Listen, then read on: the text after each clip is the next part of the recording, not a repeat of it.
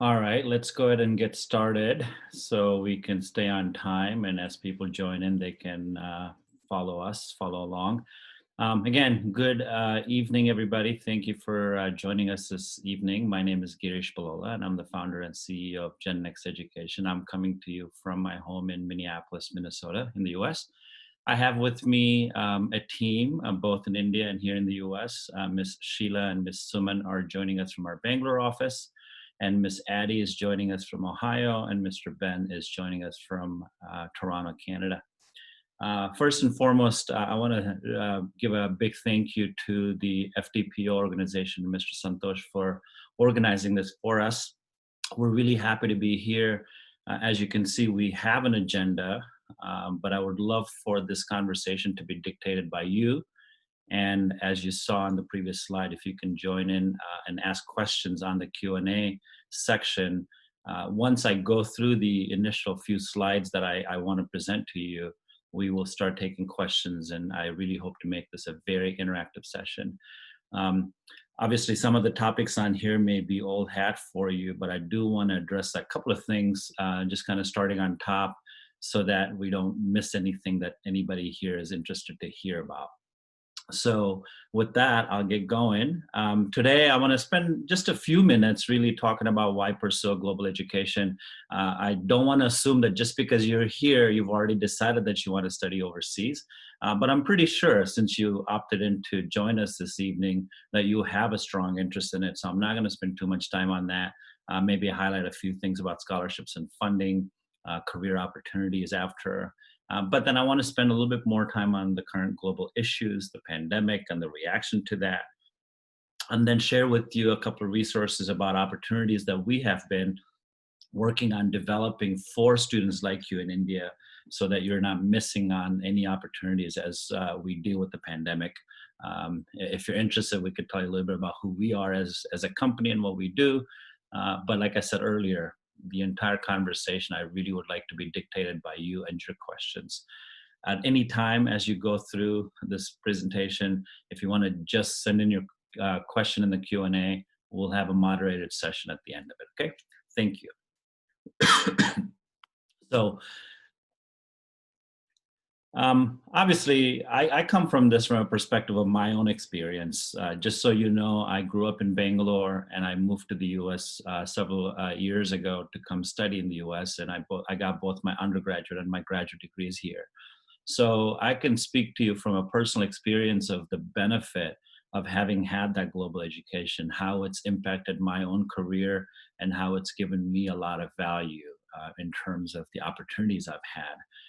And there's no secret as to why a lot of students in India pursue an overseas education, particularly in the US, because India sends the second largest number of students to the US. Over 250,000 students from India study in the US every year.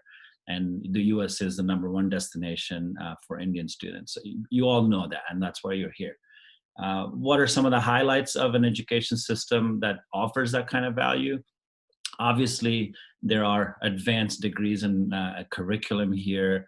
The faculty that teach you are experts in their fields with a terminal degree. No one without a PhD can really be a professor on a campus. So you're really getting to learn from some real experts working on cutting edge technology. The other highlight of an American education is how it's vertically integrated into the industry. So everything that's happening in your specific industry is dictating the syllabus, and it dictates the curriculum. And so the curriculum and the syllabi are constantly being upgraded every semester. So whatever you learn in school is what really is needed out in the industry. So you're always on the cutting edge of it. And again, just a comparison to at least my experience growing up in India and what I see on my frequent visits is that there's this heavy focus on the exams, starting at 10th grade board and 12th board and then college exams, and it's very exam centric. Yeah, we do have tests here and students do have to pass, but more of it is based on the knowledge piece of it to ensure that you're inculcating the knowledge that's being delivered to you. So that's very important for the US education system. And that again is a high It's a hallmark of the US education system, and for that matter, a global education system. It's also research oriented. So a lot of the students, particularly when you're doing graduate school, as most of you are probably exploring, will be doing a lot of research. Again, it's a hands-on experience. You get to learn what faculty are doing in the lab, regardless. It doesn't have to be an engineering or a science related field. You could be doing research in psychology or sociology or anthropology. Pretty much every course of study has some research component to it. So that really enhances your learning ability. And to add to that, while you're still a student in the US, there are a lot of internship and co-op experiences. So you really get a industry experience and firsthand experience of what you're studying. Just to kind of look back at my experience, even as a second year undergraduate student, I was doing research in a lab. And then I got to do a couple of internships, which really kind of set me up in terms of careers after I graduated. But then I think everybody agrees that, especially in today's day, global skills are necessary to be able to move around, not just within India or within the US, but across the world for all of the opportunities that exist out there. So the mobility is key. In order to be mobile, you have to have the skill set that enables you to be mobile, to be able to move from country to country, from company to company, from job to job, and from field to field. And in my experience, again, I'm speaking to as a product of a global education. That's been really a value of the education that I've received, and that's what I see across all of the students that I interact with. And you probably already know that, right? So that's why you're exploring an education abroad. It really will prepare you for global opportunities. And in many instances, it could very well prepare you for great opportunities back in India if you return back or when you return back. The other really driver, I think, from an Indian student standpoint to explore a global education is really rooted in the concerns about unemployability. We see a lot about this, we read a lot about this, and studies have shown that 70% of students in India or graduates of Indian education are unemployable, which is really gravely concerning. But these very same students who do end up getting a global education are then able to find some great employment back in India if they choose to go back. And I think, again, that all goes back to this system of inculcating skills and knowledge as opposed to just rote learning and rote memorization. So that's kind of like my high level, thoughts about why a global education is important, why you should be considering it. One of the most important factors for anybody to explore a global education or to consider even coming to study here is has always been the cost of studying abroad. We deal with this on a daily basis with all the students that we work with and the parents that we work with. You know that education abroad is expensive, and we need to make sure that there are many different paths to make it affordable to you. The universities, from their standpoint, are constantly focusing on creating such opportunities. And some of these opportunities obviously are teaching and research assistantships that you can get when you come on campus. Obviously, not every university, particularly at the graduate level, offers merit scholarships. It really depends. And that's where some of the initial work for you that we assist with mainly is helping you identify universities that fit your need, your interest, but at the same time is affordable for you through some of the merit scholarships they offer. Because there are no guarantees for teaching or research assistantships, but there are several of them, particularly in the STEM fields. So as you go through your process and as you finalize your criteria and as you finalize the universities that you want to apply to, you want to be looking at these kinds of opportunities, merit scholarships, and obviously teaching and research assistantships on campus to help you fund your education. Obviously, students come here to do both master's or long-term PhD programs. There's a variety of different opportunities for you. You can do a thesis-based degree or a non-thesis-based degree. These are all obviously of personal interest, of individual concern. And so I don't want to get too much into it. This is what we can help you address and figure out as we get into the advising process if you were to start your process and if you were to ask Gen Next for help. And I'll talk to you a little bit about that later. But I did want to say a couple of things about the kinds of scholarships and fundings you can expect. Excuse me. Career opportunities. Obviously, the one of the main reasons, if not the main reason, why students choose to come study here is to explore opportunities to work. It's not just to come here and get a good education and go back. Well, a handful of students do that, but I would say the majority of students that come here to make sure, one, they get a great education and they get some great experiences while they're getting their education, but more importantly, look at long-term employment opportunities after graduating college. This is a loaded topic. We could spend a whole hour just talking about this, but let me just highlight some things. And I expect to have many questions related to this after. So let me address those questions later on. And if you have questions, again, go ahead and put those in the Q&A section. Clearly, as you come as a student, your main focus is to come here and be a student and be a good student at that. If you come here for a graduate degree, which I'm assuming a lot of you would be, it would be for a shorter period of time as opposed to an undergraduate student who comes here for 4 years. So you have a limited time, year and a half, maybe 2 years, that you really want to dig in and do really well in school, while at the same time get some experiences related to your field so you're prepared for those career opportunities. From a university standpoint, obviously the universities have lots of on-campus employment opportunities for students who want to work while studying. I did that for my entire career. That was probably the only way I could have afforded college in the US, and I really appreciated having those opportunities. But I also understand that as a grad student, since your grad coursework will be pretty heavy, you have to invest a lot of time in that. You have to immediately after you start studying here, you'd have to start looking at some internship opportunities and get prepared for that. So it doesn't give you a lot of runway to kind of work your way into the culture and the system. As an undergrad student, I had a 4-year runway, right? I could really spend some time and getting to know and do some odds and ends jobs before I got into my career. But grad students don't have that leeway or that liberty to do a lot of time away from their area of study. So for most grad students, yes, there will be some on-campus employment opportunities, and they vary from offices on campus to the cafeteria jobs to all kinds of jobs across campus that you can get. But I always encourage grad students to see if they can get jobs that's related to their field within their department. They may be few and far between, but they're there. But also immediately to work on your resume development, your interviewing skills. Every university and in many grad school cases, even the graduate schools themselves offer career services, and their staff are focused on preparing students for internships and co-ops, and then giving you networking opportunities, professional skills, et cetera. So you're prepared for that internship right away and then long-term employment. So I would urge you to make sure that you're doing those things. There's resources available, and you should take advantage of that immediately after you start your education here.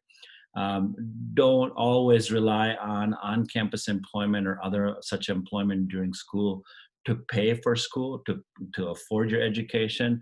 But having said that, I also realize that, like in my own case, I relied on it. A lot of students rely on it. So I know the opportunities exist. I just want to make sure as you plan your overseas education, be prepared to fund your education in the absence of a job during your education. But if you can get that job, that's actually, obviously it's better. But anyway, I'll stop there about graduate study education and then switch really quickly to talking about after graduation. Obviously, internships are very, very key.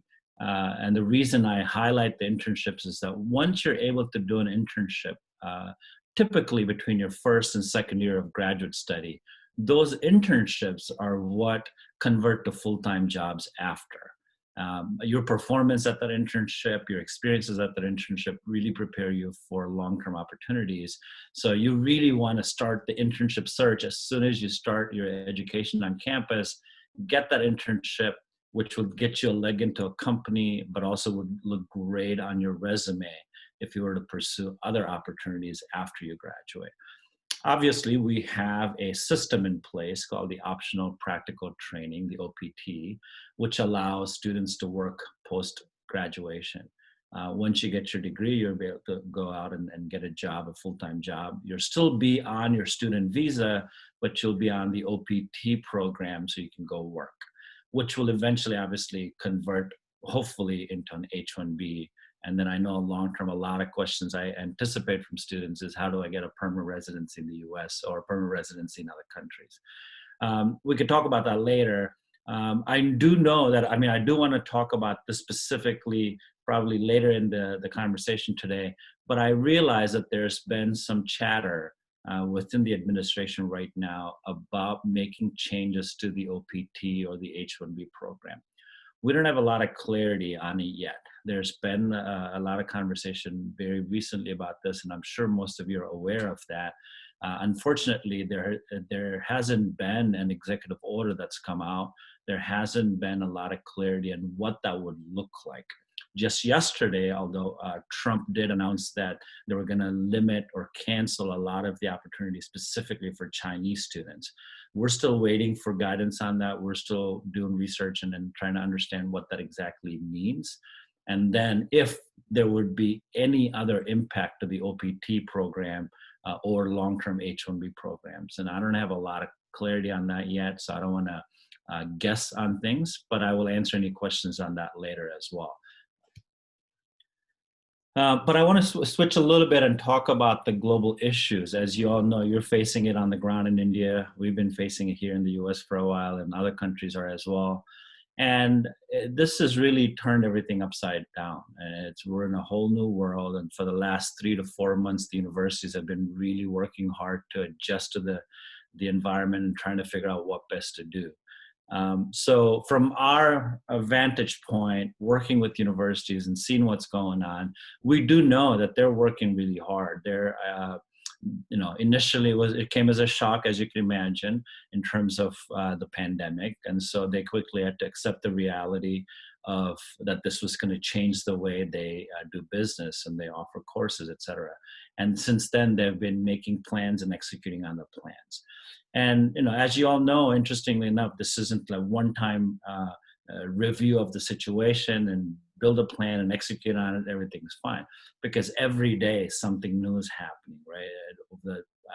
I'm sure you all read every morning that something new was found or some new, studies show different things about the COVID-19 and how it might impact students, and it doesn't impact young people or old people. So much is changing every single day. So it's a moving target. So from a university standpoint, they have been reacting and reacting and reacting and making all the necessary changes they need to make. But they've also been laser focused on addressing this issue because at the end of the day, the students are their primary concern. The safety of the students, the well-being of their students, and the staff and the faculty is very important to the universities. So as they make decisions, they're keeping that in mind, but at the same time, seeing what they can do to best address the needs of the students. I don't know how many of you have already applied to universities in the US and have been admitted for the fall 2020 semester. You're probably sitting there really worried about what the possibilities are in terms of fall 2020 happening. In my opinion, fall 2020 in person is unlikely. Although on a daily basis, we hear universities making announcements. They're all making contingency plans. They have plan A to have back to normal students on campus all the way to plan D, which is completely online, and everything in between. And to their credit, they're working on it. But honestly, any of those announcements at this point to me are irrelevant because we don't know what the world's going to look like in July and what's going to happen. But let's assume that things go back to some semblance of normalcy here in the US or in other foreign countries where you might be planning on going to, and universities open up.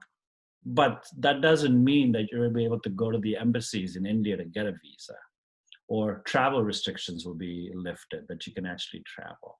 So it kind of puts everybody in a bind.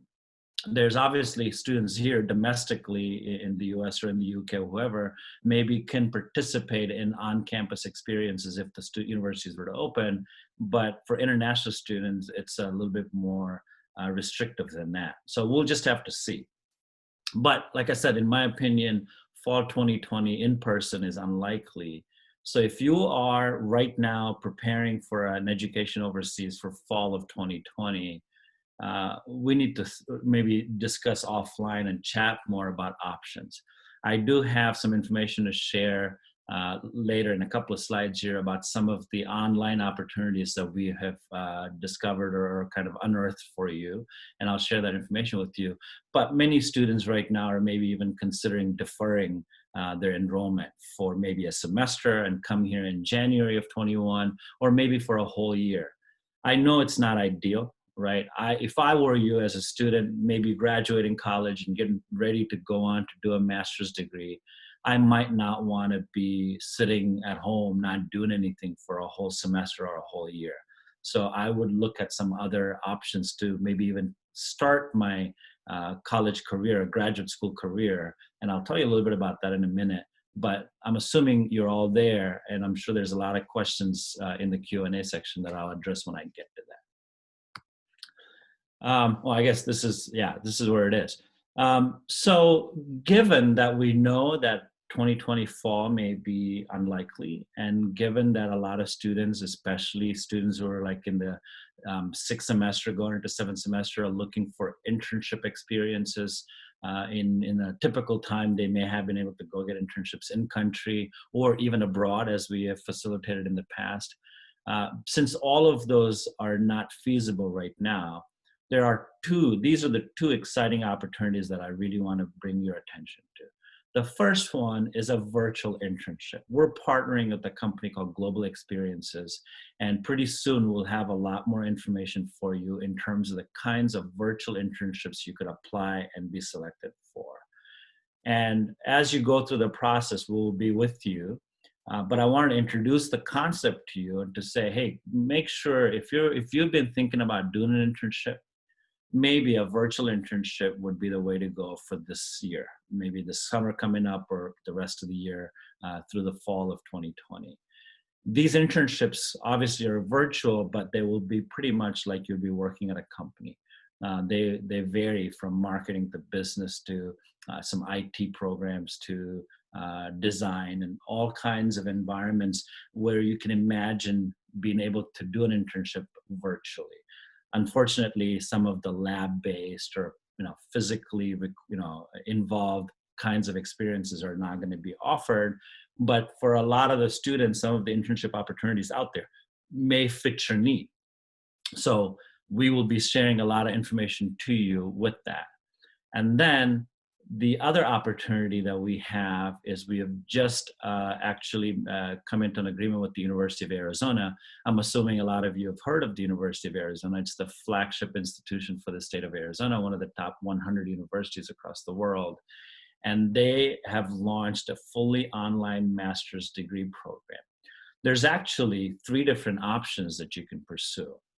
If you want to stay home for the next 2 years, and I'm not stay home, but stay in India and still get a master's degree from the University of Arizona, you could do a fully online master's degree, which doesn't require you to come here at all. The other option, which I'm imagining would be interesting for a lot of students, especially those who are in a bind about not being able to come here, is start the online program for a semester or maybe for a whole year, for the year 2020-21, and then come here to the University of Arizona and complete on campus. I do want to mention one thing, and it's going to be a little tricky, but if you were to, let's say you are admitted to a university that's not the University of Arizona, and you intend to go study there, and maybe they don't have a full online offering for fall semester of 2020, maybe you could take a semester worth of courses from Arizona, and then come spring of 21, start your career at the university you intend to study at and transfer these courses. If you're in that boat, let's make sure we connect and let's make sure we chat about that, because we want to ensure that any courses you would take online would actually transfer to your actual university. But if not, if you're just looking for options of attending universities, you can start online and complete it on campus here. The other option is the University of Arizona is identifying and entering into agreements with some universities in India, an Indian-based university. And what that would allow you to do is, if you choose to do that, is to do the online Arizona program, but with the residential experience at one of the universities in India. So you, along with the cohort of Arizona graduate students, would be on campus at an Indian university, but taking classes with professors and with the faculty at the University of Arizona. I do want to mention, these classes are all taught by the actual professors at the University of Arizona, not adjunct, not TAs. These are actually courses that they're going to be taught by professors at the University of Arizona. So they're actual University of Arizona courses. So really exciting. I think from my perspective, given the pandemic, and even if it wasn't the pandemic, I think some of these options would be really attractive, especially given that the pricing for some of these are a lot less than what you would expect to pay on a campus here. The last I heard, and I think I'm okay to share this, is the per year coursework at the University of Arizona, an online degree program, would be $9,000 total. That's it. No fees, no housing, no room and board experiences. So for a total cost of $18,000, you could do a 2-year online master's degree at the University of Arizona. Anyway, I'll pause here for a second because we do want to poll the audience to see who may be interested in what. So Ben, if you can launch the poll right now.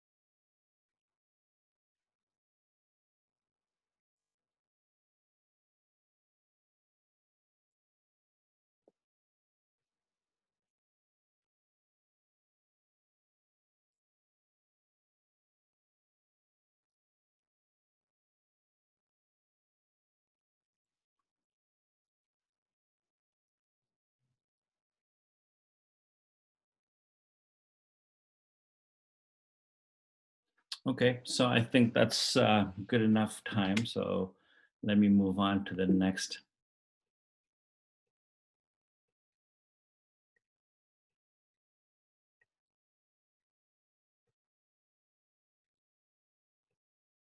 Move this poll out of my way here so I can see. All right. So as we continue to introduce you to opportunities abroad, we are working very closely with our university partners and creating thematic webinars. So you are exposed to all kinds of opportunities out there. These are going to be a series of webinars that are going to be coming up. Now that we know who you are and that you may be interested in some of these, expect to hear from us as and when we have these webinars created. The ones that are coming up here in the next couple of weeks are a webinar from George Washington University about electrical and computer engineering. And then following that, a webinar from the University of St. Thomas right here in Minnesota about data science and software engineering.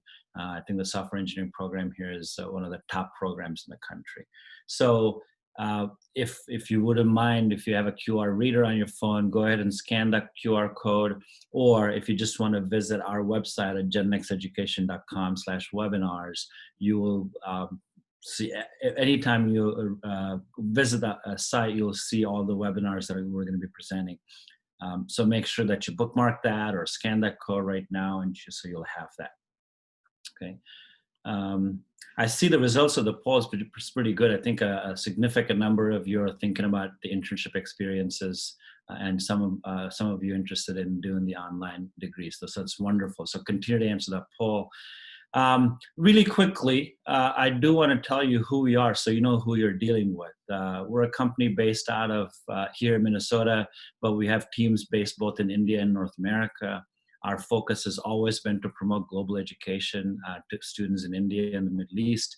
And we have, since 2011, offered free, unbiased counseling for students, regardless of what they want to study and where they want to study.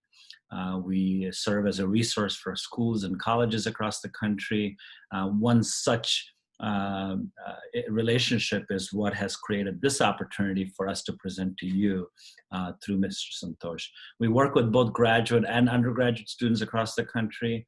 I geared most of the conversation today toward grad students because I'm assuming all of you on this webinar today are looking at master's or PhD programs abroad. We've been doing this since 2011. Like I said, we work with over 100 colleges and universities across the US, across India and the Middle East.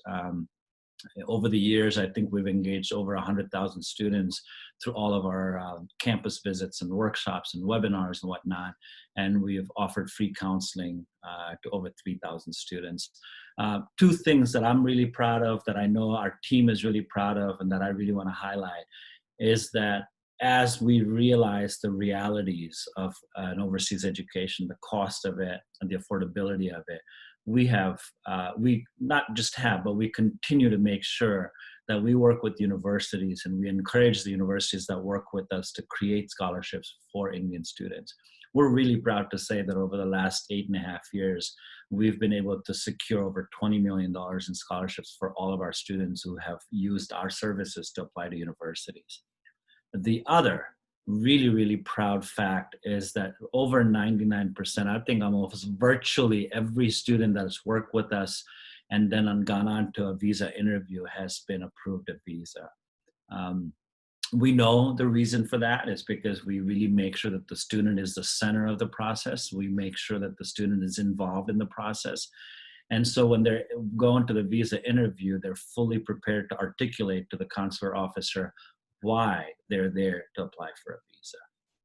We have worked with over 90 universities across the US, Canada, and in Italy, and even Turkey for that matter, but we have no restriction on where our students go. People go to universities that we have no relationship with because we are not a commission-based organization that will charge university commissions for every student that we help enroll at the university. So we don't work like that.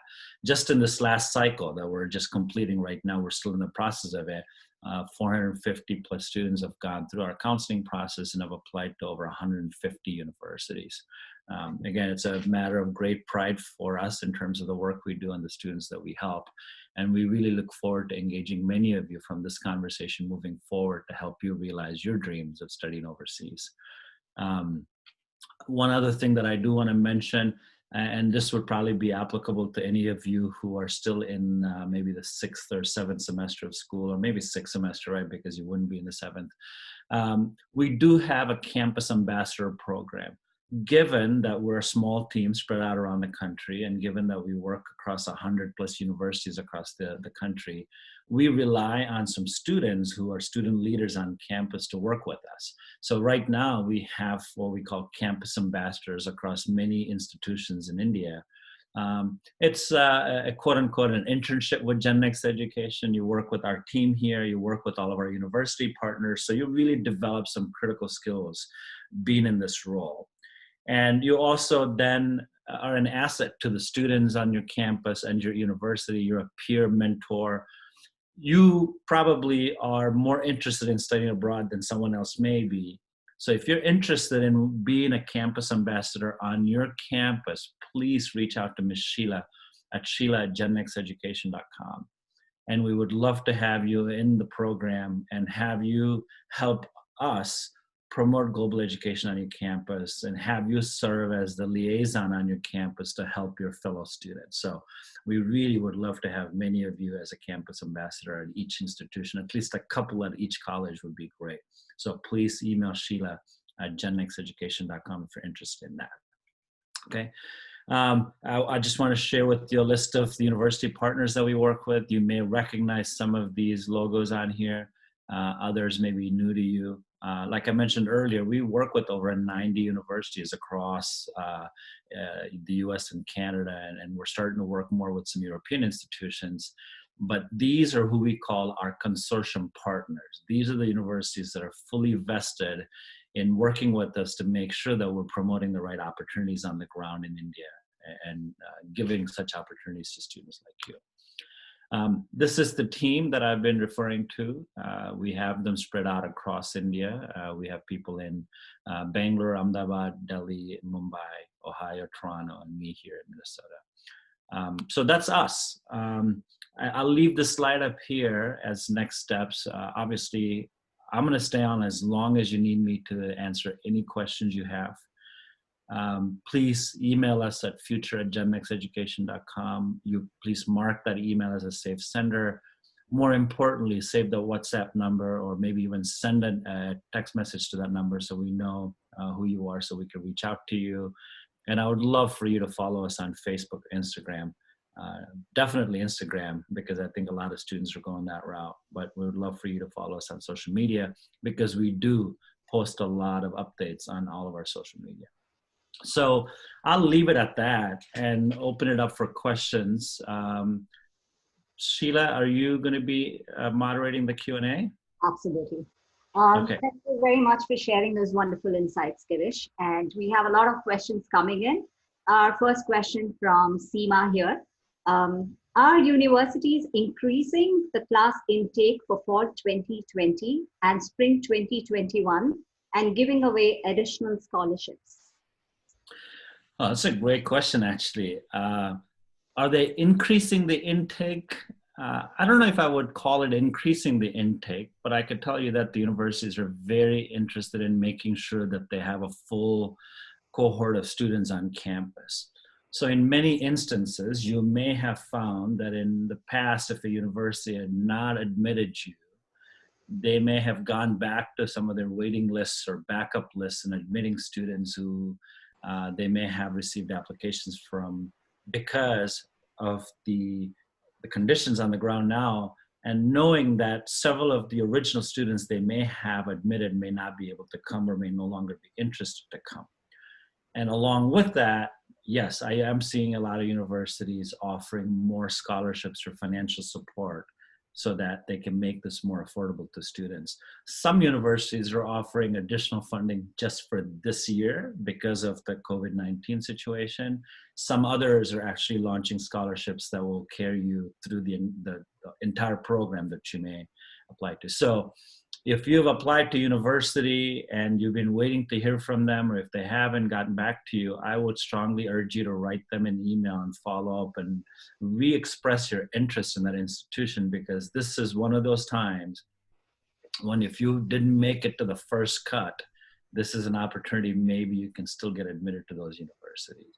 Now, granted, they also have to be careful because a lot of students are deferring their admissions from fall to spring or from fall to next fall. And I don't think they fully have a plan in place on how they will accommodate that come next year. Some of these programs have limits in how many students they can actually have on campus in the program. So if a lot of students that were admitted this year defer to next year, then next year's admission will get a little bit more congested. So as you go through the process, you have to be a little strategic and make sure you reach out to us so we can help guide you through the process. Thank you. The next question is from Parinita. What are my options as a fall 2021 aspirant? I think fall 2021, I mean, I guess everybody is hoping that by fall 21, everything is back to normal. And we all hope that as well. But again, we can't predict the future, so we don't know what's going on. If you are a final year student in college now looking at the fall 21 admissions, I would urge you to do what you would have done in any other time. As soon as applications start opening here in the fall of this year for next year, go ahead and apply, start doing some research. The one thing I will say is be a little bit more aggressive or maybe a little bit more ambitious in the kinds of programs you may apply to. Given the fact what I just said earlier, that schools may be a little bit more flexible in admitting students. I haven't heard any blanket statements in terms of doing away with the GRE or doing away with the GMAT, but schools are going test optional. Certain schools are just for the next year or maybe for the next couple of years. So if you had a university in mind that required a certain GRE score, and for one reason or another you didn't score that, or you didn't take the GRE, this might be the only opportunity where you may be able to apply to that institution, which you otherwise wouldn't have applied to because they're not asking for a GRE score this year. So be a little bit more aggressive, I would say. But I don't think, as of right now, in May of 2020, I don't think there's any changes afoot for fall 2021. Our next question, with this pandemic, will there be a new model for higher education where it's going to be regional education instead of a global education? Absolutely. I absolutely think that. We've had so many conversations over the last several months with so many institutions, and particularly this week, we've had many conference calls with universities here in the US. I think international education, or I think higher education itself, is completely about to change. Um, this whole opportunity that I presented to you with the University of Arizona, the reason we presented it to you is because I kind of see that as a model moving forward. As you know, quality of education is imperative. Like, you have to absolutely have good quality of education. But we also know the pandemic and the resulting impact of it could change the way things work in terms of travel, in terms of the ability to have students on campus, et cetera. So universities will be, I think, required to come up with some newer models. I see the University of Arizona model as one such model where they offer the coursework online so you can remotely access it, but maybe combine along with that some other campus experiences, which are also very important. It's a tough call because I'm a huge proponent of the campus experience because I remember what it did for my education here.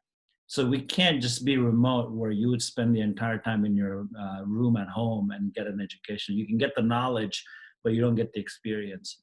So they will have to create more nodes around the world, I would imagine, create more regional opportunities. You've already seen some of that, right? So you can go to a New York University program in Abu Dhabi or in Shanghai. I think they're going to have to create and be more aggressive with that. And this may very well also help change the higher education ecosystem in India as well, where I can see a lot of partnerships come in with US or Canadian, UK foreign universities coming in and building a robust educational environment in India, so that it's actually getting better, not just for those who can come study overseas, but for other students who otherwise would never leave India to get an education. So I'm really excited about what this is going to bring about. Obviously, it's yet to be seen what that will be, but that's an excellent question, and keep an eye out for some major changes to education in the future. Our next question is from Pallavi regarding career. I know you've covered quite a bit on career opportunities, but then if you have anything to say on this, she is pursuing computer diploma. She's in her last year, and she would like to know if there are career opportunities in countries like US and Canada. I mean, yeah, the easy answer is absolutely. As you can see, the technology jobs especially are growing. It's just a matter of the right opportunity for you, depending on your skills and experiences. So, unfortunately, you can't just apply for a job here with an Indian degree or a diploma. You would have to come here and study and then apply for a job. So, if you're interested in pursuing, a master's degree here, and like I said earlier, the walking through the process of how you would get an internship, which eventually converts to a job. Yeah, absolutely. I don't see any, anything that'll change the kinds of opportunities that we're offering to people here. Granted, with the pandemic, with the economy taking a hit, there may be some I would say slow start back to the economy, and that might impact the kinds of career opportunities. But again, it depends on the industry. And if you look at what technology is doing, what healthcare is doing, those kinds of industries I see bouncing back really quickly and bouncing back much more stronger than before, needing to add a lot more people. So the short answer is absolutely yes. But the long answer is you have to create the right pathway for that. And obviously, a graduate education would be one of the best ways to do it. We have a question on education loan. When is the right time to apply for education loan? Before admission confirmation or after? And would your organization advise on education loans? You know, we don't get into the business of education loans or advising. I'm sure our staff can help you identify resources based on what we know on the ground and who or what kind of organizations are offering these loans. From a strategy standpoint, I would just suggest the sooner you start, the better. Maybe you're not eligible to apply for a loan yet because you haven't received an admissions offer. But if you have all of your other ducks in a row, identifying a good source or sources of loans, understanding the requirements for that loan so that you're better prepared and have everything that you need, all the documents you need and any collateral you might have to offer. If you have all of those ducks in a row, and the minute you get your admissions offer from a university, you can then go and immediately apply. And then once you apply for that loan, the process will, I mean, depending on the lender, the process could take a while. You don't want to be waiting till you receive an admission and then start to do the research of, oh, where can I go get a loan? Do all of that now, be prepared so that you're ahead of the game as soon as you get the admissions offer. I was wondering why we've not received questions on visa, and here's a question. So students have been hearing that it's very hard to get jobs in US now, and also with the H-1B visa. So what are your views on that? You know, I have so many different views on that. When people make a blanket statement that it's hard to get jobs in the US, I don't buy that. I don't believe that, because there are jobs in the US. Yes, you will see unemployment numbers being posted everywhere. In my opinion, the unemployment numbers, the higher you go within your educational experience, the smaller it gets, right? I'm not sure what post-COVID unemployment numbers will look like because we're still in it, right? And you probably read news saying millions of people are applying for unemployment insurance in the US, et cetera, et cetera. But you have to also at the same time think more critically and say, who are the people who are applying for such unemployment assistance? Pre-COVID-19, anybody with a master's degree in the US, the unemployment rate for those kinds of folks was less than 2%, right? So it depends on what skills you bring to the table. If you're an engineer, there are tons of engineering jobs. If you are a master's degree in engineering, or if you're an MBA, there's so many jobs out there. Companies need talent, and that's the only way our economy will grow here. So that blanket statement of no jobs in the US, I don't agree with. I will maybe say something controversial here, so bear with me. I hear anecdotally when I travel to India, somebody will come up and say, oh yeah, you say that, but my cousin came and did a master's degree there. He didn't get a job and they didn't give him a job. He wasn't able to get a job because they're racist or their discriminations and whatnot. And so he had to come back to India. I'm like, you know what, fair. It may be true, but I have a hard time believing that. I have a hypothesis about that. Maybe that person didn't fully do well in campus, on college, in their program. Maybe they didn't take advantage of all the opportunities that was given to them to do internships or get an experience on campus, and they didn't go to the career services office. They didn't prepare for the interviews, et cetera, et cetera, et cetera. There's a lot of different factors that go into it. And one thing that I've noticed, and I've always been very vocal on university campuses with Indian students specifically, is to say, hey, you're here. You need to understand the culture. You need to a certain degree, assimilate into this culture. If you intend to stay here and work and go for an employment opportunity or an interview, you have to be able to interview like an American, or at least with that mindset. I'll give you an example. I've never interviewed for a job in India, so I don't know, but maybe I'm basing it on the Bollywood movies I watch. But you go in for an interview, it's a very hierarchical interview in India. You go in there with your certificates and transcripts, and they're going to ask you some questions you're going to answer, which happens here as well. But there's a different flavor to the interview. It's very casual many times. You build a rapport with the interviewer. I cannot remember a single interview that I've had in my life where I went in where we immediately got to the business at hand. We sat around and just talked about stuff. Maybe it was an athletic event, or maybe it was something in common we had. It's a very different style of doing it. The reason I'm mentioning is that a lot of students sometimes when they come here just kind of go into their education mode and only do the master's degree, only hang out with other Indian students and only do the things that they're used to doing. That might come back to haunt them later on because they're not fully equipped to do these interviews in the styles and the way you need to do it. Now, I know I said earlier that I might be saying something controversial. I recognize that. But the blanket statement of there's no jobs here, I don't buy that at all. I challenge anybody to put their full effort in, make sure they take advantage of every opportunity that they've been given, every training, every resource. And then if you fall short and not able to get a job, then there's some reality and some truth to that. But I wouldn't just say there's no jobs here. To your second part of the question in terms of H-1Bs, et cetera, I alluded to it earlier. We don't know what Trump's going to do. There's been some chatter. There's been some senators proposing some ideas about restricting H-1B or restricting OPTs or limiting such. Nothing's clear yet. I honestly don't think the administration can just willy-nilly do that because the industry won't survive, the economy won't survive, universities will not just sit by and let them make such decisions. Because think about it, if OPT was scrapped, if H-1B was scrapped, universities wouldn't have any students come study here. Companies wouldn't have any employees. They couldn't hire all these smart people. And so the industry and the university system are very vocal right now. They are speaking up.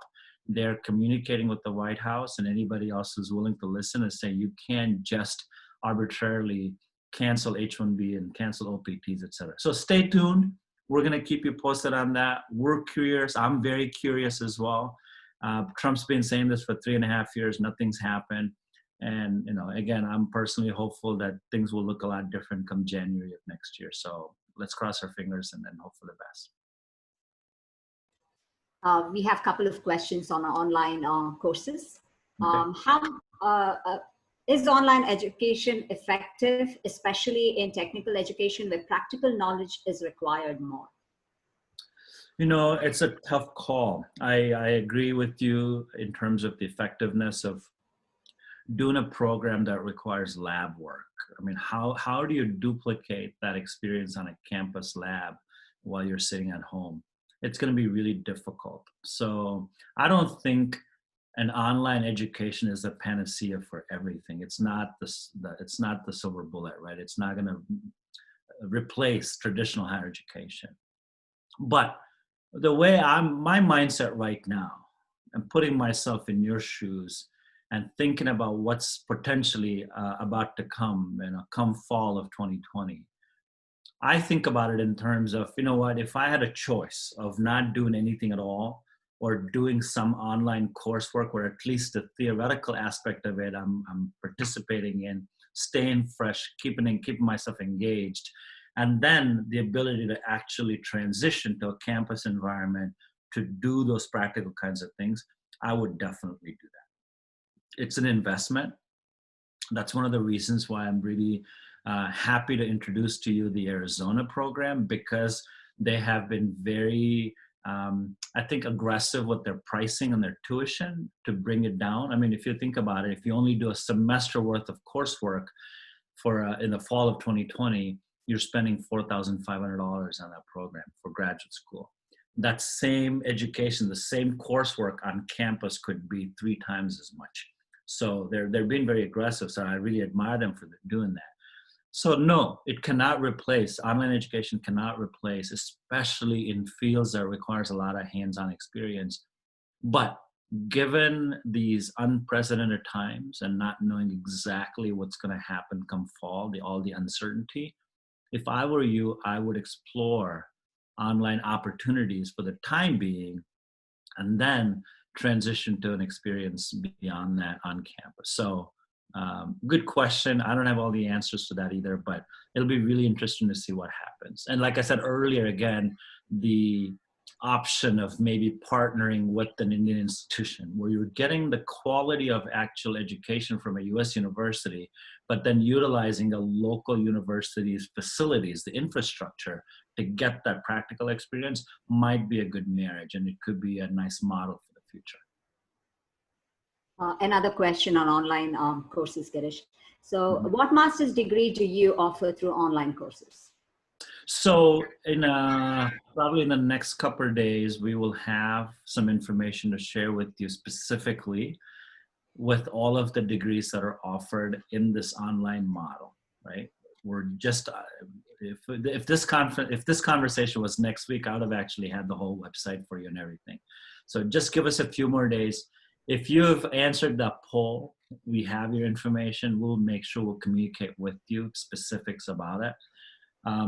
Here's what I will say right now, what I know. Over the weekend and into early next week, we will have a page on our website at gennexeducation.com that will talk about these online educational experiences. We're going to have it all built out by maybe early next week. So if you were to check back to gennexeducation.com, probably mid next week, you'll probably see a page that will talk to you specifically about the kinds of programs offered and links to the programs that we're talking about, and definitely a form that you can fill out expressing your interest and seeking more information from us so we can work with you individually. This is a question regarding scholarships. Many universities don't offer sizable scholarships when you first apply. Are there external scholarships a student can apply for? How does one go about with it? Yeah, some universities don't have strong scholarship programs for graduate programs. They spend a lot of that money on the undergrad side of things. But I do know of those kinds of universities that offer a lot of departmental scholarships. It'll take a little bit of work. So obviously there's two kinds of scholarships that we look at on a campus, right? There's the merit-based scholarship that's purely based on your application and your scores from college. University has certain cutoffs, and they say if you meet these criteria, we're going to give you a scholarship. Other universities might say we're going to let the department decide what kind of scholarship they will offer you. They may not offer the scholarship right away when you apply. They may wait for you to come on campus and see how you perform on campus in the first semester, your GPA, your work, and all of that, and then maybe offer scholarship. I know that's a big if, to make a commitment to come to university hoping there's a teaching assistantship, hoping there's a research assistantship, or hoping there's a departmental scholarship. But that's where the initial process of exploring universities, identifying the right criteria for you, finding the right fit university that meets all your requirements is key. That's what we do. If you work with Ms. Sheila and Ms. Suman on the ground in India, they will guide you through every step of the way to make sure that whatever your needs are, your criteria are, we use that criteria to identify the universities that you should be applying to. And that's a great way to do it instead of blindly doing it and hoping for something after and being disappointed that you weren't able to get some funding after. So just be very strategic, utilize us as a resource, and we'll be happy to help you with that. A question from Pratik. Is US government allowing Indian students to appear for further studies even in this situation? Yeah, absolutely. The US universities, there's two pieces of it, right? So you have the university that takes the application and decides to admit you. And then there's the State Department that is involved in authorizing your travel to the US by way of an F1 visa. The universities are continuing to encourage and invest in resources to attract students to come study here. That's what we do with them. We do this every single day. So universities absolutely are vested in ensuring that they have a strong, diverse body of students, and definitely from India, because the Indian students do exceptionally well on campuses here. As far as the State Department goes, the embassies are currently closed, so which means you can't you can't appear for a visa interview yet. We don't know when they will open. Now, given that the fall 2020 semester might start at the end of August or early September, you'd probably want to be able to go get a visa by July, latest early August. But at this point, we don't know if the embassies are going to be open. So even if a university opens up their campus here for in-person classes, you may not be able to come because you can't go get a visa. And so what does that mean? Then we have to discuss a deferral through the spring, or maybe, like I said, an online education in the interim before you can go get a visa. And once the embassies open, it's yet to be determined if they will add additional visa interview slots to make up for being shut down for all this time, so they can push more students to the process. I don't know. We will stay abreast of the situation. We'll keep you posted on it. Hopefully they'll open soon, but it all depends also on the Indian government, right? If they allow embassies to open, if they allow free movement of people around the country, the ability to go stand in a line or go to travel to whatever city you need to travel to get a visa. So many different factors in place. So in short, the universities, absolutely, they want you to apply, they want you to come, and they will take you whenever you can physically come. We have to just wait and see what the visa situation is like once embassies open up.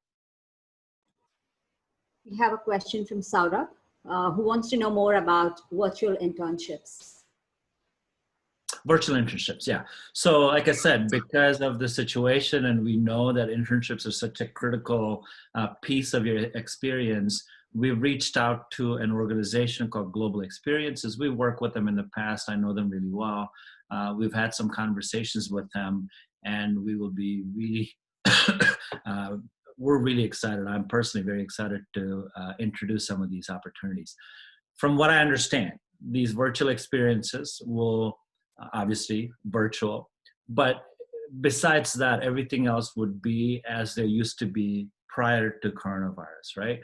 The application process will take you through a selection and a matching program based on your interest, based on your skill set. So not everybody that applies will get an internship, because your application will be reviewed and you will be interviewed. So here's what will happen quickly.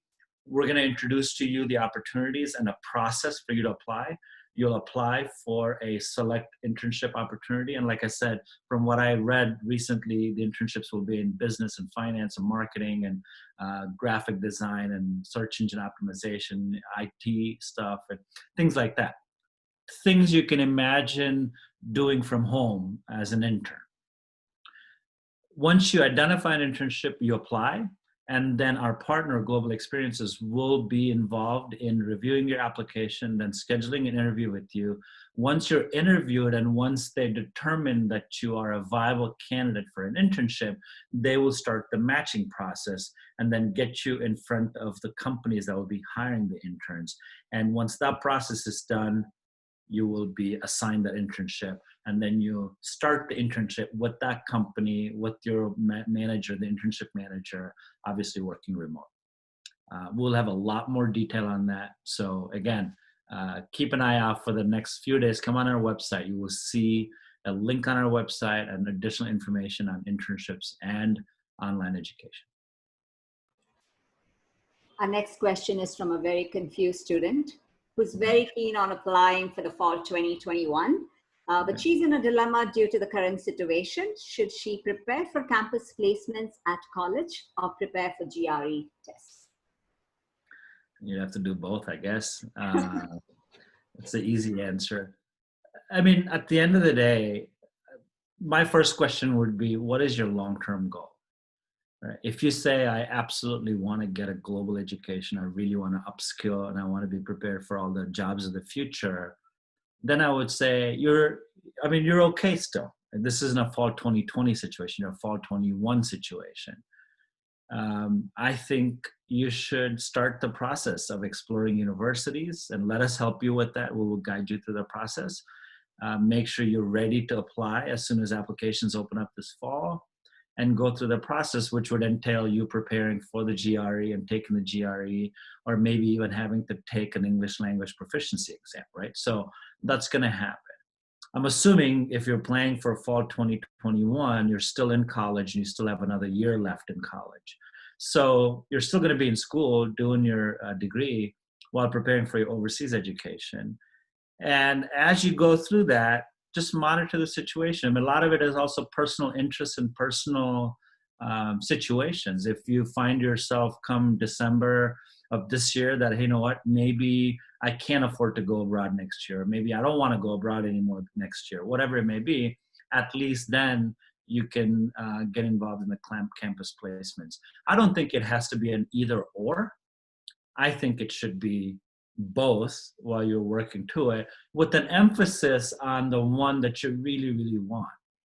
The fact that you're asking me that question, to me, leads me to believe that you probably want to come study abroad and get that education. So put your effort into that.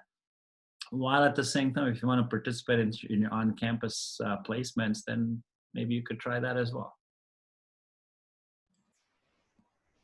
A student who wants to apply for masters in fall 2021, but his question is, like many of the students will be deferring from fall 2020 to fall 2021, would that affect admissions? Would there be a cap on number of applications or seats? Yeah, I alluded to that a little bit earlier. It'll be interesting to see, because there will be situations for sure where certain programs at certain universities are what we call impacted programs, in the sense that they have a higher number of applications because there's so much interest in those programs, and they have to limit the number of students they can take. Now, in a typical year, that typically would offer, create some situations, right? A lot of students applying for a program and then the program being impacted. On top of that, you take the COVID-19 situation, and a lot of students who would have come here in the fall of 20 deferring to next year. Now, both of those students are applying for the same program, further exacerbating the impactness of that program, the program being impacted. So it'll be really interesting to see what happens. I don't think the universities or such programs can arbitrarily just raise capacity and say, oh, we'll double it. Probably not. It'll be interesting to see what the universities end up doing given the situation. But it is a reasonable, I don't want to say fear, but a reasonable situation to expect next year. And so for you, if you are planning on applying for fall 21 at a university, and if you know that the program that you're applying for at that university could potentially be impacted because of a large interest, you may want to have some backup plans to make sure that you're admissible to a program maybe at a university that doesn't face that problem. I hope I answered that question right. Yes, you did. So there's another question from Shrikant. Indian undergrads have a poor exposure to the industry already. So will the virtual internships make any difference for a mechanical engineering student? That's a great question, and I'm trying to remember. I spent a little bit of time on the kinds of internships. I don't think I saw a mechanical engineering internship listed. Then again, don't quote me on that because I didn't really dig deep into that. It's a valid concern. I think, like you said, exposure to industry is minimal at best with an Indian education, so you're already at a disadvantage. I don't know fully if a mechanical engineering internship could be offered virtually because of the nature of the internship, nature of the work you would do. So I don't really have a solid answer for that. The only thing I can say is, as we continue to explore these kinds of internship opportunities, we will make sure that we're including internship opportunities for all kinds of students, including engineering and mechanical engineering students, but I can't guarantee you that it'll be even feasible. And so just kind of stay in touch with us and we'll see what we can do. And there are obviously certain fields like that absolutely require in-person experiences. So you might have to be one of those students that goes out and finds an internship in India where you can actually be doing it physically. So I wish you the best of luck with that. And we'll continue to monitor and make sure we introduce as many opportunities. But in case we're not able to offer an opportunity for you, I apologize, and I wish you the best of luck, and hopefully you'll find something suitable for you in India. Thank you. Next question is from Sarah. Is work experience required to do masters? Not necessarily. It's not a hard and fast rule that you have to have work experience to do a master's. Um, in particularly the MBA programs sometimes expect students to have some work experience due to the nature of the program. In the sense that if you have a degree, and regardless of what you studied for your undergrad degree, and you went out and worked for a couple of years, 3 years, you have some experience working in the industry and you understand how business works. And then when you come to do an MBA program, you're able to participate more actively in the classroom. You can bring your personal experiences into the classroom discussions, which you otherwise wouldn't be able to do if you're just coming from an undergrad degree. So if you look at some of the top MBA programs in the world, they expect, or they require rather, a couple of years, if not 3 years of work experience before you come to an MBA. Now, for other degrees, it may not be as important to do an engineering degree or something in the life sciences or pure sciences, maybe not. But yeah, definitely for MBA, I can see that. But if that's not your interest, then I wouldn't be that worried about it.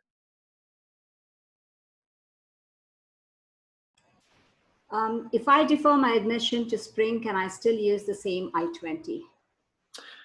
No, you cannot use the same I-20. If you decide to defer to a spring semester or for the fall of 21, you need to immediately communicate with your university, let them know of your decision to defer, so they know that you're deferring and that you plan on coming for the spring semester, so they can hold your admission.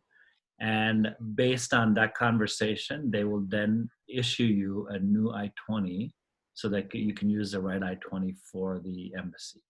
Because if you just go to the embassy with the fall I-20, the officer will ask you why you didn't come for an interview in the fall. You can say I deferred, but that document is not appropriate for a spring start. Thank you. I'm pursuing computer science and my scores are low, but I want to get an admission in master's degree with thesis option. Is it possible for me to do so? I mean, that's an answer that I can't just give you yes or no. When you say scores are low, I don't know how low. I don't know what kind of courses you've taken in your undergrad degree. I don't know what kind of program that you want to apply to. So that one I will punt and say, please connect with Ms. Sheila or Ms. Suman. Let them guide you individually. Because I think they're much better prepared to be able to take a look at your transcripts and have a conversation with you and guide you accordingly, rather than me sitting here and saying, yes, you can, or no, you can't. So I'll defer that to Suman or Sheila. And we will respond to the student, Girish. Thank you for that. So there's another question from Nandan. For fall 2021, when will the applications start? Is there any delay in the start date, and when should one start the prep? Yeah, I mean, one should start a prep right away. If you haven't already started, start right now. Preparing for it is not, there's no time. There's not a specific date you have to start. Typically, as far as applications go, universities start taking applications for fall. They would have taken applications for fall 21 starting this late summer, early fall. So August, September would have been a great time to start applying.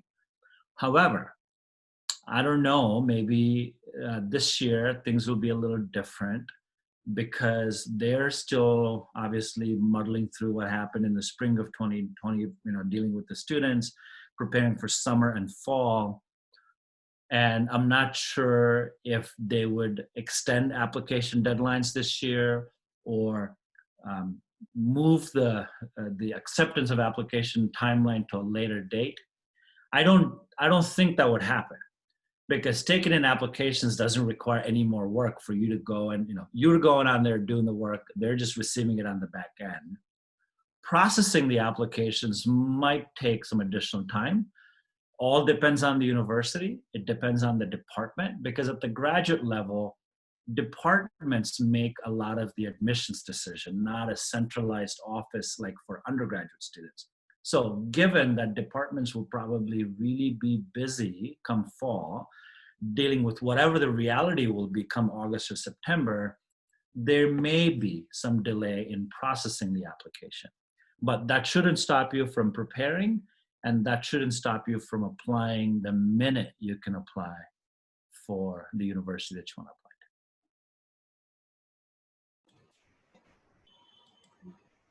Most of the universities are waiving out standardized test requirements. So would it apply to students enrolling for spring 2021? Is there a possibility that university will completely waive out standardized test requirements? It depends on the university. Again, I mean, if you're interested in a particular university, which I'm assuming you already know where you want to apply, you'd have to monitor their websites and the information they're sending out. Spring 21 is interesting because typically graduate students, grad programs don't start in the spring semester. They typically prefer students to start in the fall because of the sequential courses that you have to take. But again, we're in unprecedented times, which I can expect unprecedented kinds of systems and processes in place. If you're thinking purely of applying for a spring 21, right now, if the applications might already be open for spring 21. If there's a university that could take you as a start in the spring of 2021, you have to look at their website to see if they have done away with the requirements for standardized testing. And keep in mind, the only reason that they are suspending the GRE or the TOEFL or any of such requirements right now is because you as a student can't go take some of those exams because of the pandemic. This isn't something that they probably will eradicate forever. So in a sense, being in this window of graduating college in India and applying for college in the US for this year or next year, the one bright side of it is maybe you don't have to take the GRE because you're kind of lucking out because of the situation.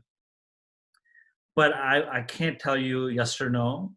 You have to visit the website for your university or talk to the admissions officer or reach out to us so we can help find that information for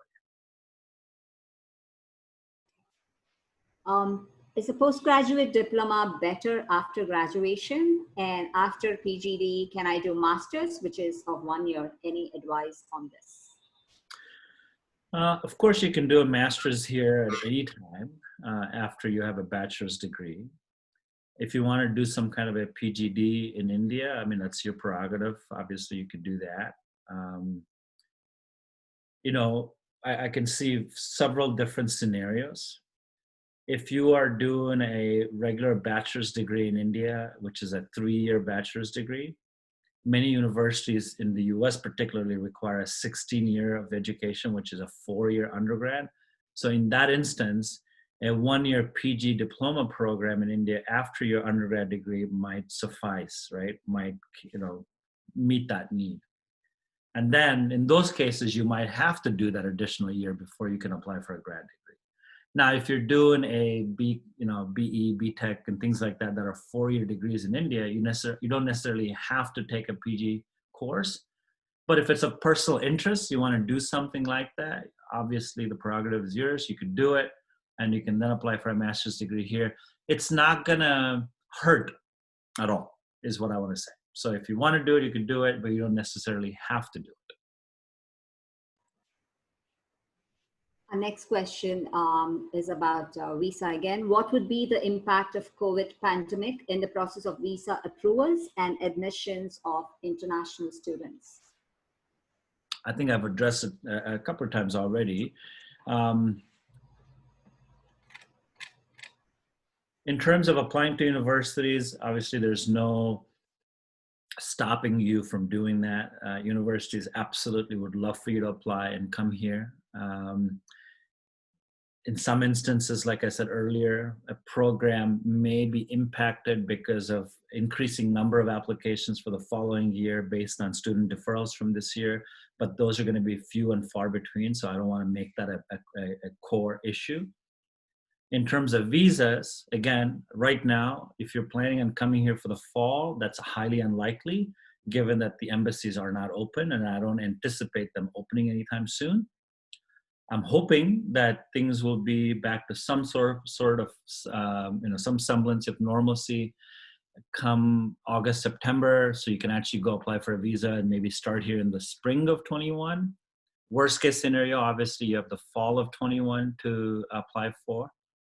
And I don't think there's going to be any restrictions in visas or anything beyond what is normal. I don't think the State Department's going to institute additional requirements for a visa because of the pandemic, as opposed to what they used to have before. You still have to meet the criteria for a student visa.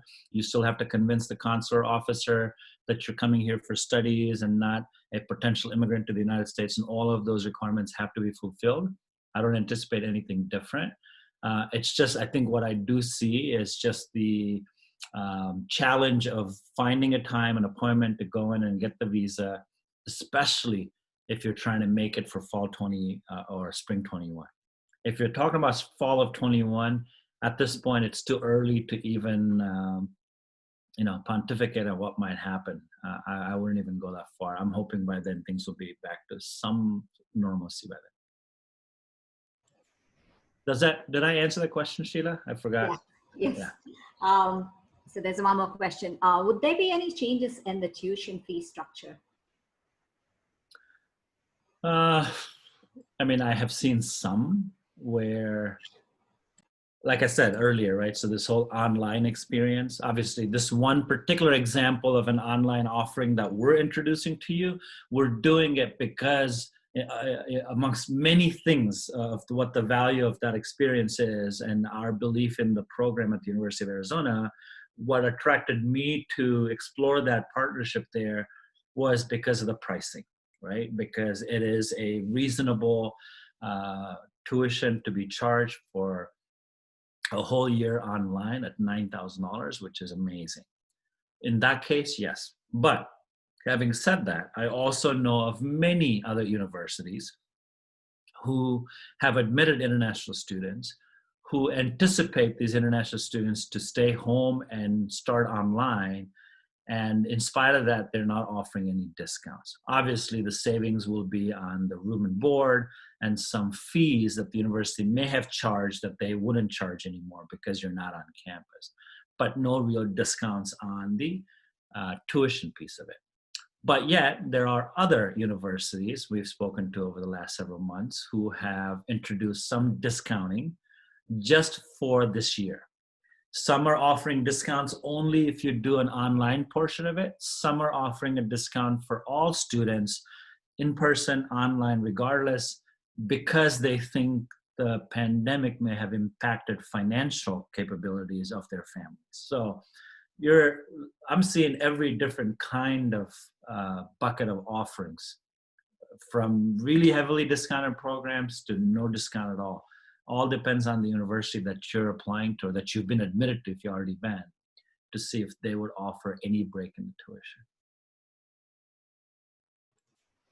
Thank you, Girish. I see a lot of questions which are mainly admission related, and I would love to answer that offline and guide students accordingly. So one last question for this before we wrap up. The question is, what skills or qualities will a university look for, specifically in a student, if they have to give them a scholarship? Can you repeat the first part of the question? What skills? Or qualities. Qualities, okay.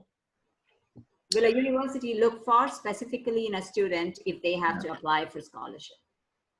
That's an easy answer. At the end of the day, since most scholarships are merit-based scholarships, it's going to be based on your performance in your undergraduate education, right? So how well you do in your undergrad program has a huge bearing on whether or not a university would consider you for a scholarship. Now, there may be other considerations in terms of your leadership abilities that you've been able to portray, your extracurricular work that you've done or co-curricular work that you've done, if you've done internships, if you've published papers, if you've done some research on campus. A lot of that will have some bearing, but none as important as your undergraduate performance. for a merit-based scholarship. Now, in many instances, because master's programs sometimes don't really offer scholarships, but they may offer assistantships on campus. In order to be, for example, let's take a teaching assistant on campus. You would have to have high proficiency in English because they'd want you to come and teach a course, be a TA for a course for a professor. And that would absolutely require a high level of English proficiency. So that's nothing to do with your undergraduate performance, but would definitely be a skill that you'd have to have. If you're looking for research assistantships on campus, and if you're vying for a research assistantship that's pretty competitive, if you've done things already in India with the professor, with an organization, obviously you'll have a leg up. So my advice to you, and it doesn't change regardless of the pandemic or not, is, and for some of you, it may be too late of an advice because you're at the end of your college careers. But if you are in your early years of college, my advice to you is make sure you do absolutely well on college courses and get the best scores you can get. I understand how difficult it is to get marks in India, and there's not a one size fits all, but do the best you can, but make sure you're doing really well. But more importantly, make sure you're participating in extra and co-curricular activities, pursuing opportunities inside and outside of campus, work with faculty, reach out to organizations, work with your placement officers on campus to see if you can get any kind of internship experience, even if it's unpaid, so that at the end of the day, when you apply for a graduate program here, and then eventually for a job here in India, somewhere else in the world, your history of experiences and the history of your performance will make you stand out. So it's not just getting the 90% scores and then all of a sudden you're this best employee. I think for a lot of the employers, and I've been on that side recruiting college graduates in some of my previous jobs, I have looked at a history of employment and performance and their willingness to get involved while still in college, doing things, leadership experiences, like I said, extra and co-curricular activities. So you have to be a full package.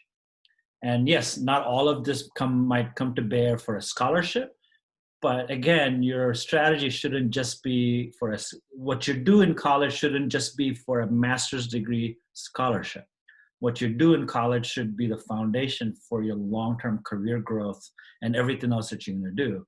And these are the best 4 years of your life to do that. So do that while you're in college. And then obviously everything that you'll do will bear fruit through a scholarship, through a TA, through a research assistantship, internships, whatever else it is, because those are building blocks to your future career. Well, that's it. We've covered it all, Girish. Thank you so much for providing us with such insightful information. And I'm pretty sure students would have got answers to all of your questions. I surely hope so. Thank you all for staying with us this long and being on the call. We look forward to working with you. Like I said, Facebook, Instagram, we'd love to see your follow. Email us, reach out to us, go to our website. I'd love to have many of you do the internships this summer and fall virtually, and definitely pursue the online experience as well. So good luck with everything. I'm sure we'll meet again. Have a good day.